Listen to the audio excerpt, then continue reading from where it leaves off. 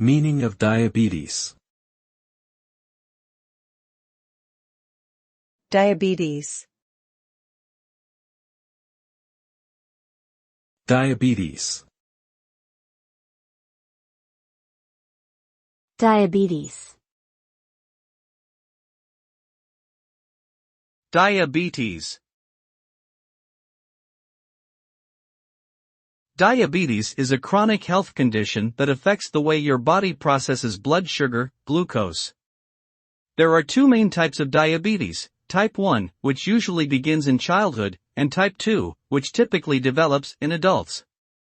In both types, the body either does not produce enough insulin or is unable to use it effectively. This leads to high levels of glucose in the blood, which over time can cause damage to various organs and systems in the body, including the kidneys, eyes, and cardiovascular system.